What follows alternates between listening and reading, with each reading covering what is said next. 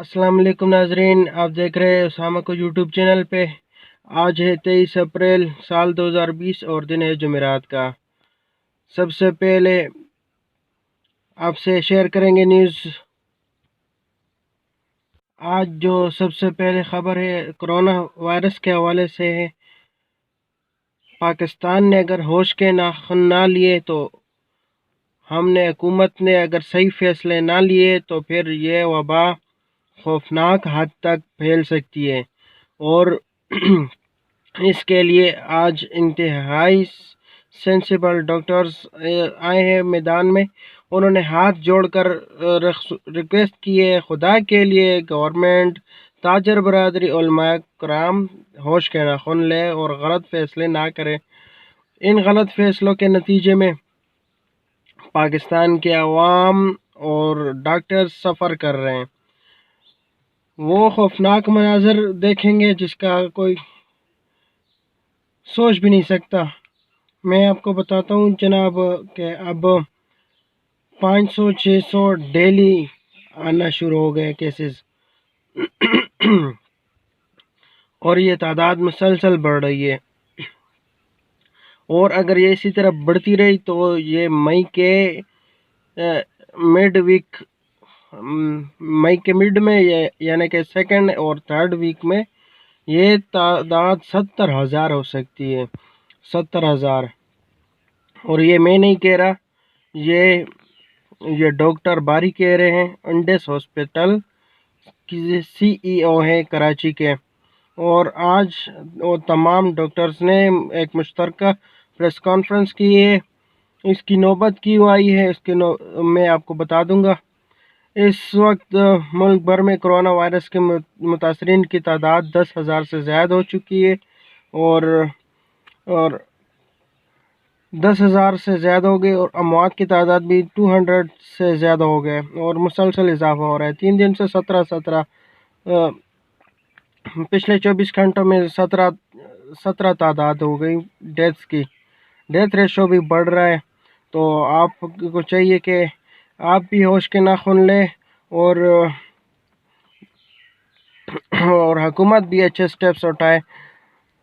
पंजाब में कोरोना की तादाद 4,000 से ज़्यादा हो चुकी है और पंजाब की जेलों में भी इजाफा हो रहा है। 97 हो चुके हैं और कसूर में 51, शेखुपुरा में 18, रावलपिंडी में 190 है, अटक में 18 है, सियालकोट 59 है, हाफजाबाद 12, मंडी बहाउद्दीन 12, मुल्तान 33, विहाड़ी 35, फैसलाबाद 52, चिन्योट 11, जंग 36, मियाँवाली 12, बावल नगर 11, डीजी खान 24। बताने का मकसद ये है कि सारी डिटेल के कोई शहर ऐसा नहीं है कि जो बचा हुआ हो। ये पंजाब के तमाम अजला हैं और जिनके नंबर्स हैं ये हर शहर में कोरोना के मौजूद है। और टेस्टिंग ना होने की वजह से हमें नहीं पता चल रहा कि ये तादाद क्यों बढ़ रही है। ये तादाद इसलिए बढ़ रही कि हम कुछ दिन पहले खुश हो रहे थे कि अल्लाह ताला की मेहरबानी है, मेहरबान है अल्लाह ताला पाकिस्तान पे। अल्लाह ताला मेहरबान इसलिए है कि इनायतें होती हैं जब अल्लाह ताला के हिदायत हुज़ूर सल्लल्लाहु अलैहि वसल्लम के ने जो हमें बताई है, हुज़ूर अकरम सल्लल्लाहु अलैहि वसल्लम ने जो हमें रास्ते बताए हैं। सबसे पहले इंतज़ामात करें, एहतियात करें और फिर अल्लाह ताला पर तवक्कुल करें। और जब तक हम एहतियातें करते रहें, लॉकडाउन पर सख्ती से अमल करते रहे तो सूरत हाल कंट्रोल। लेकिन अब ये हुआ है कि कराची में ताजरों ने बाकायदा चैलेंज किया है स्टेट को। बस अब अल्टीमेटम दे दिया है उन्होंने, ताजरों ने, हर सूरत में हम अपना कारोबार बहाल करेंगे। ताजरों ने धमकी दी है। सूरत हाल अब यह है कि जो किसी के जहन में नहीं आ रही, जो कराची में ये वबा फैल रहा है, कानून नाफिज करने वाले अदारों को सख्ती से देखना चाहिए اس کی وجہ یہ ہے کہ کراچی خاص طور پر ایک آپ کو پتہ ہے کہ دہشت گرد جو بیرونی ایجنڈے پر تھا وہ اس وقت نرغے میں، اس وقت پابندی میں ہے، ایک انڈر ورلڈ کی طرح کراچی کو چلا رہا تھا، اور آج کل وہ پھنسا ہوا ہے، مرڈر کیس میں بھی بڑا ادروائز بھی پھنسا ہوا ہے، اور دوسری مغربی ملک میں بیٹھا ہوا ہے۔ تو اس دہشت گرد کا نیٹ ورک بھی کراچی میں ابھی بھی موجود ہے، کیونکہ بھارتی خفیہ ایجنسی بھی اس میں ملوث۔ آپ کو پتہ ہے کہ کلبھوشن پکڑا گیا تھا، کلبھوشن کہاں سے پکڑا گیا تھا؟ ایران میں بیٹھ کر وہ آپریٹ کر رہا تھا، وہ کیا کہنا چاہیے اس کو، جال میں گھیرا گیا اور تسلیم کیا، اس میں کو پاکستان نے تسلیم کیا، اس نے تسلیم کیا کہ اس نے کا جو نیٹ ورک ہے بھارتی خفیہ ایجنسی را کا، وہ سروینگ ایجنٹ ہے، اس کا کام یہ تھا کہ بلوچستان کو ڈسٹیبل کرنا۔ ایم کے ایم اس کے ساتھ اس وقت کی ملی ہوئی تھی، یہ ساری چیزیں ہو رہی تھی، تو مجھے تو یہ لگتا ہے کہ کراچی میں ابھی بھی ایم کیو ایم لندن جو موجود ہے، اس کا نیٹ ورک موجود ہے، انڈر گراؤنڈ ہے۔ کچھ لوگ، آپ لوگوں کو پتہ ہے کہ سندھ پولیس کا افسر گرفتار ہو گیا ہے جو ایم کیو ایم لندن کے لیے کام کر رہا تھا، اس کے گھر سے گرینیڈ برآمد ہوئے۔ مزید اس نے کچھ انکشافات کیے ہیں کہ وہ کس طرح سے بیرونی ایجنڈے پر کام کر رہا تھا اور غیر ملکی خفیہ ایجنسی کے ساتھ رابطے میں تھا، کیسے کیسے اس کے ساتھ ہو رہے تھے، یہ سب اس نے انکشافات کیے ہوئے ہیں۔ اب کراچی کے بارے میں آپ کو بتاؤں کہ کراچی پاکستان کا دل و جان ہے اور سب سے بڑا سٹی ہے آبادی کے لحاظ سے۔ اگر کراچی بے قابو ہوتا تو عاشر نشر ہو جائے گا۔ پاکستان کو ایک بار پھر ڈسٹیبل کرنے کے لیے ایلیمنٹس استعمال ہو رہے ہیں، انریسٹ پیدا کر رہا ہے۔ ڈاکٹرز اس وقت میدان میں آ چکے ہیں، وہ کہہ رہے ہیں کہ خدا کے لیے علماء کرام بھی ریویو کرے، حکومت بھی اپنے فیصلے پر نظر ثانی کرے، نماز تراویح کے بارے میں جو فیصلہ کیا گیا اس کے ریویو کرے، کہ جو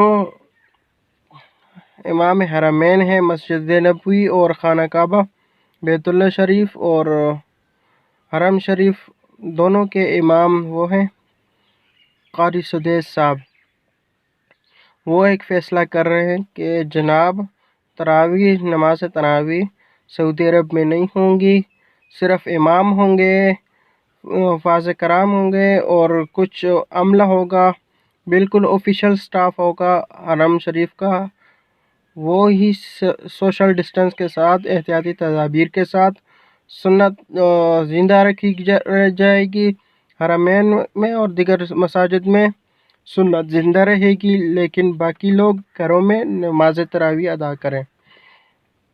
یہ سعودی عرب ہے، اسی طرح کویت ہے، قطر ہے، مسلم ممالک سارے یہ فیصلہ کر رہے ہیں، لیکن پاکستان میں چند علماء یہ بات نہیں مان رہے ہیں۔ ایک طرف علماء کرام نے یہ فیصلہ کیا، دوسری طرف تاجر برادری نے یہ فیصلہ کیا۔ جیسے لاک ڈاؤن میں نرمی کی گئی، اس پہ حکومت میں تھوڑا سا ہاتھ کھینچا، اس کا نتیجہ یہ نکلا کہ کیسز بڑھنے لگے۔ اب ڈاکٹرز کی جو رائے ہے، وہ پہلے میں آپ کو بتا دوں، سندھ میں اس وقت تعداد 3373 ہو چکی ہے، موت 69 ہو چکی ہے، بلوچستان میں 495 ہے، کے پی کے میں 1400 لوگ ہیں پازیٹیو کیس، اموات 50 ہیں، 333 ہے صحت یاب مریضات، اور اسی طرح باقی صوبوں میں بھی اسی طرح کی سچویشن ہے۔ فیڈرل میں بھی کیسز بڑھ رہے ہیں، فیڈرل میں 198 ہے اور اموات کوئی نہیں ہے۔ اے جے کے میں آپ کو اسلام آباد کی بات بتا رہا ہوں، آج F7 میں ایک مسجد میں کوتاہی برتی گئی. کوتاہی برتیں گے تو خمیازہ بھگتنا پڑے گا. اللہ تعالیٰ کی آزمائش ہے، اس سے بچنا ہوگا، استغفار کر کے بچنا ہے اس سے. اس کے علاوہ کوئی طریقہ نہیں ہے. اگر آپ آگ میں کودیں گے تو ظاہر ہے آتش نمرود میں کود پڑا. تو اللہ تعالیٰ ہمیں اس سب چیزوں سے محفوظ رکھے. ہم انسان ہیں، اللہ تعالیٰ کے نبی تھے جس کو آگ ٹھنڈی ہو جائے تو وہ ٹھنڈی ہو گئی. اگر ہم خود آگ میں چھلانگ لگائیں گے تو ٹانگیں ٹوٹیں گی.